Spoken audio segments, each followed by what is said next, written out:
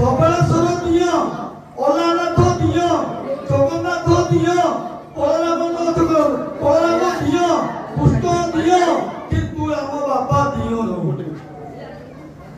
ଆଜି ପର୍ଯ୍ୟନ୍ତ ଆମେ ଦିଅ ପୂଜା କରୁଛି। ଯୋଉଦିନ ଦେବତା ପୂଜା କରିବା ଏ ଦୁନିଆରୁ ଯେଉଁ ଦେହଟିଏ ପାଇଛି এই ଦେହ ଦୁନିଆରୁ ଆମେ ନିଶ୍ଚିତ ଭାବରେ ଦୈବ ପ୍ରାପ୍ତ ହେବା।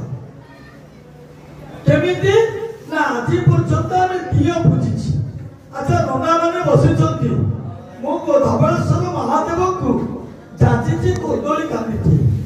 ବହୁତ ଦିନ ହେଲା ଜଗିଛି, ମାଙ୍କଡ ଖାଇଯିବ କି ମୂଷା ଖାଇଯିବ, ଠାକୁରଙ୍କୁ ଯାଚିଛି ନା।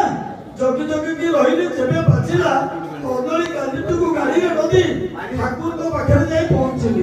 ବ୍ରାହ୍ମଣ ସାମନ୍ତ ମାନେ ଅଛନ୍ତି, ନନା ଗୋଟେ କାମ କରିବେ